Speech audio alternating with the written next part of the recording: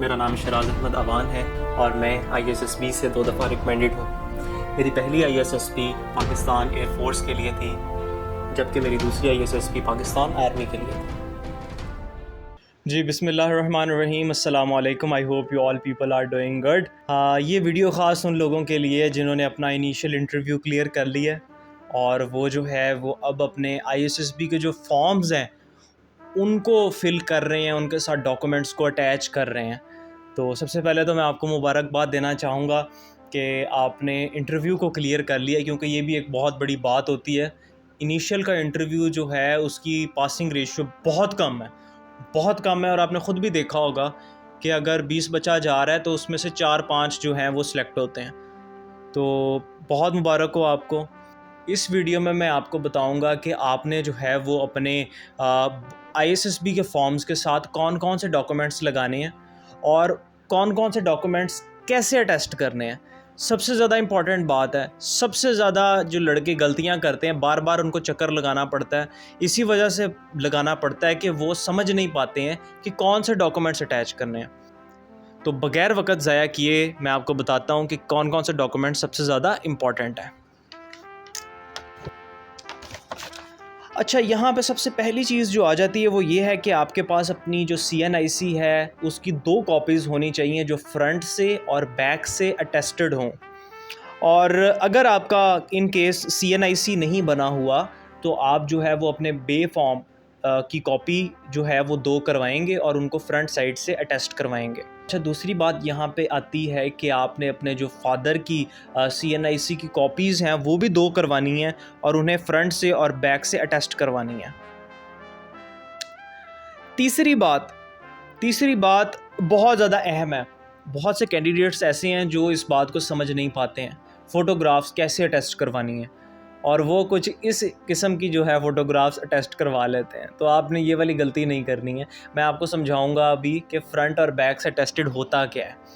तो यहाँ पे पहले चलते हैं। यहाँ पे वो कह रहे हैं कि हमारे पास जो है वो आपने तकरीबन 7 कॉपीज़ अपनी जो पासपोर्ट साइज़ फ़ोटोग्राफ्स हैं उनकी 7 कॉपीज़ आपके पास मौजूद होनी चाहिए, जिनमें से जो 2 हैं वो फ्रंट से टेस्टेड हों, यानी कि फ़ोटो का जो फ्रंट पोर्शन है उससे टेस्टेड हों जहाँ पे आपकी फ़ोटो आ रही है, और 5 ऐसी कॉपीज़ होनी चाहिए जो कि बैक से टेस्टेड हों।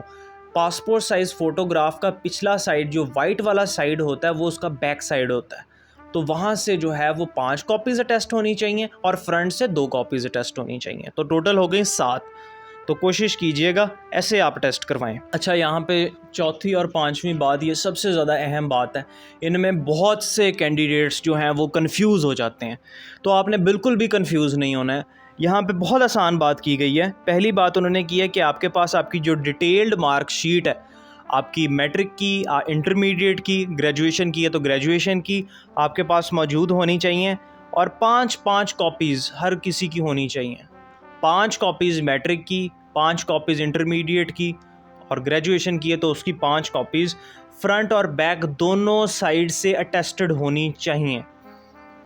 और इसके बाद अगर आपकी कोई डिग्री नहीं है तो होप सर्टिफिकेट जो कि आपके प्रिंसिपल की स्टैंप के साथ हो वो आपके पास मौजूद होना चाहिए, अगर आपके पास इंटरमीडिएट वाला सर्टिफिकेट मौजूद नहीं है। अच्छा, इसके बाद एक और इम्पॉर्टेंट पॉइंट आ जाता है कि आपकी जो सनद है उसकी बैक साइड के ऊपर आर्मी सेंटर वाले जो हैं वो स्टैंप लगाते हैं अपनी। तो वो जो सनद हैं उनकी आपने तकरीबन 5 कॉपीज़ करवानी है और वो फ्रंट और बैक दोनों साइड से अटेस्टेड होनी चाहिए। ये बहुत अहम चीज़ है। लड़के गलती कर देते हैं, आपने गलती नहीं करनी। फ्रंट और बैक दोनों साइड से अटेस्ट करवानी है। वीडियो के लास्ट में मैं आपको ये भी बताऊंगा कि अटेस्ट करवानी कैसे हैं, ठीक है। अच्छा, इसके बाद एक और इम्पॉर्टेंट डॉक्यूमेंट है, वो है डोमिसाइल। तो डोमिसाइल जो है इसकी आपने 2 कॉपीज़ करवानी है। इसके बाद आ जाता है आपका crossed postal order for ₹100 original. तो 100 रुपीज़ का आपने postal order GPO general post office से ख़रीदना है। मुझे एक गुज़श्ता दिनों एक मैसेज आया, वहाँ पे लिखा हुआ था कि सर, कैंडिडेट पूछ रहे थे कि सर 100 रुपये की कौन से टिकट्स लगानी है यहाँ पे। तो यहाँ पे टिकट्स नहीं लगानी, यहाँ पे पोस्टल ऑर्डर लगाना है। 100 आप अपने करीबी GPO में जाएं, वहाँ पे जाके आप उन्हें कहें कि मुझे 100 रुपीज़ का पोस्टल ऑर्डर चाहिए। तो अगर उनके पास 100 रुपये वाला हुआ तो आपको वो दे देंगे, वगरना आपको 50-50 के 2 दे देंगे, ठीक है। तो आपने वहाँ से वो ले लेना है। एक जिस तरह हमारा एक नोट होता है ना 100 रुपीज़ का या 1000 रुपीज़ का, उसी शेप का जो है ये पोस्टल ऑर्डर होता है, वो आपने यहाँ पे अटैच करना है 100 रुपीज़ का, ठीक है। और उसके ऊपर आप लिख सकते हैं उस पोस्टल ऑर्डर के ऊपर कि DPA SELGHQ रावलपिंडी। अच्छा, इसके बाद जो रिपीटर कैंडिडेट्स हैं वो अपना नॉट रिकमेंडेशन लेटर जो है वो ज़रूर साथ लगाएंगे, चूँकि नॉट रिकमेंड हो गए थे। वो अपनी उस लेटर को अटेस्ट करवाएंगे सामने वाली साइड से, और उसकी 2 कॉपीज़ जो हैं वो यहाँ पे लगाएंगे, रियल अपने पास रखेंगे।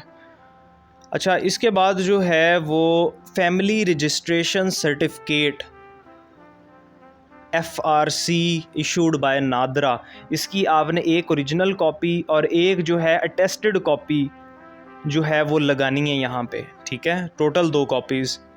अब फैमिली रजिस्ट्रेशन सर्टिफिकेट क्या होता है, बहुत से कैंडिडेट्स ऐसे हैं जिनको नहीं पता, उनके लिए मैं बताता चलूँ कि फ़ैमिली रजिस्ट्रेशन सर्टिफिकेट एक होता है कि आप नादरा सेंटर जाते हैं, वहाँ पे आप जाके कहते हैं कि जी मुझे फैमिली रजिस्ट्रेशन सर्टिफिकेट बनवाना है। तो वो क्या करते हैं कि आपके ख़ानदान के जितने लोग हैं ना, फॉर एग्ज़ाम्पल एक ऐसा शख्स है जिसके ख़ानदान के 5 लोग हैं, तो वो 5 के 5 का कहते हैं कि शनाख्ती कार्ड की कॉपी लेके आएँ, ठीक है। वो तमाम के तमाम आपको आपकी शनाख्ती कार्ड की कॉपी आपको लेके जानी पड़ती है वहाँ पे, ठीक है। फिर वो आपको FRC बना देते हैं।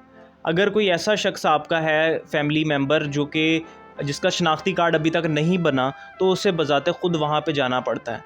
और मैंने जब बनवाना था तो मेरा FRC नहीं बना हुआ था, मैं बनवाने गया तो मेरा एक छोटा भाई है जिसका भी शनाख्ती कार्ड नहीं बना, तो मुझे उसको साथ ले जाना पड़ा और बाकी सबकी जो है वो शनाख्ती कार्ड की कॉपीज़ लेके जानी पड़ी। तो उन्होंने जो है वो FRC बना दिया। तो ये एक तरीक़ाकार होता है कि जो जिसका CNIC नहीं बना उसको साथ ले जाएं और उसका साथ बे फॉर्म भी ले जाएं, तो वो उसी टाइम पे आपको एक FRC बना देते हैं। FRC होता है कि उसके ऊपर जिस तरह एक CNIC होता है ना, CNIC की शक्ल में डब्बे बने होते हैं काफ़ी सारे, जितने फैमिली मेम्बर्स हैं उतने डब्बे बने होते हैं और उनमें उनकी चीज़ें लिखी होती हैं, उनकी जो बायोडाटा वो लिखा होता है, जिस तरह के एक CNIC के ऊपर होता है। आगे चलते हैं। अच्छा, यहाँ पे फिर आपने अपनी रोल नंबर स्लिप की फ़ोटोकॉपी लगवानी है, एक कॉपी लगानी है, ठीक है। और इसके बाद कुछ ऐसी चीज़ें आ जाती हैं जो आम कैंडिडेट्स ने नहीं लगानी। अब फॉर एग्ज़ाम्पल यहाँ पे लिखा हुआ है आगे पर्सनल बायोडाटा कैडेट, जो कैडेट्स हैं वो अपना पर्सनल बायोडाटा जो है उसकी ओरिजिनल कॉपी लगाएंगे यहाँ पे। Photocopies of CORO Part 2 order if candidate is son of army serving. अगर तो आप आर्मी सर्विंग ऑफिसर के सन हैं तो फिर आप ये जो है CORO Part 2 ऑर्डर साथ लगाएंगे, इसकी 2 कॉपीज़ लगाएंगे, और जिस पे आपकी जो है वो डेट ऑफ बर्थ जो है वो मेंशन हो। और अगर आपका ताल्लुक़ आप कैंडिडेट हैं किसी भी वार्ड ऑफ आर्मी से, तो फिर आप अपनी जो फ़ोटोकॉपी है डिस्चार्ज बुक की उसकी 2 कॉपीज़ लगाएंगे। और अगर आप कोई सर्विंग JCO या सोल्जर के बेटे हैं तो फिर आप शीट रोल, किंडर्ड रोल या बर्थ पार्ट 2 कॉपीज़ ये साथ अटैच करेंगे, 2 कॉपीज़ इसकी। और अगर आप जो है वो सर्विंग हैं तो यहाँ पे आप ओरिजिनल कॉपी अपने सर्विंग सर्टिफिकेट की, sheet roll number, first page, last पे, बिल, ये तमाम चीज़ों की फ़ोटोकॉपीज़ ड्यूली टेस्ट करवा के जो है वो 2 कॉपीज़ लगाएंगे साथ। तो ये कुछ चीज़ें हैं जो आपने अपने फॉर्म्स के साथ लगानी हैं। तो इन तमाम चीज़ों को टेस्ट करवाना बहुत ज़रूरी है और जिस तरह उन्होंने कहा है उसी तरह टेस्ट करवाना ज़रूरी है। तो इस चीज़ में कभी भी आपको ताही ना करें। अच्छा, यहाँ पे एक और इम्पॉर्टेंट बात मैं आपको बताता चलूँ, वो ये है कि आपने जिस किसी से जाके अटेस्टेशन करवानी है ना, तो आपने उसकी मोहर एक दफ़ा ज़रूर चेक करनी है। उसकी जो स्टैंप है वो विद नेम होनी चाहिए। मोस्टली ऐसे गेजेटेड ऑफिसर्स हैं जिन्होंने अपने सिर्फ डेजिग्नेशन की स्टैंप बनाई हुई है, नाम नहीं लिखा होता ऊपर, तो आपने वो स्टैंप लगवानी है जिसमें ऊपर नाम भी लिखा हो, वगरना वो अटेस्टेड जो है तस्वुर नहीं की जाती और कई दफ़ा आपको वापस भेज दिया जाता है। और पूरा का पूरा जो डॉक्यूमेंट है वो आपका ब्लू बॉल पॉइंट से ही अटेस्ट होना चाहिए, ठीक है। सो दीज़ वर द डॉक्यूमेंट्स जो आप अपने ISSB फॉर्म्स के साथ अटैच करेंगे। आई होप आपको इस वीडियो से कुछ ना कुछ सीखने को ज़रूर मिला होगा। अपनी जो मोहब्बतें हैं उसका इजहार आप लाइक की सूरत में, सब्सक्राइब की सूरत में और हमारे कमेंट सेक्शन में कर सकते हैं। इससे हमें मोटिवेशन मिलती है और वीडियोस बनाने के लिए। हमारे साथ यूं ही जुड़े रहें। इंशाल्लाह जो मेरी नेक्स्ट वीडियो होगी उसमें मैं आपको बताऊंगा कि ISSB फॉर्म्स को कैसे फ़िल किया जाता है, तो उसे भी ज़रूर देखिएगा। अपना बहुत सारा ख्याल रखें। अल्लाह ताला आपका हामी और नासिर हो। पाकिस्तान ज़िंदाबाद।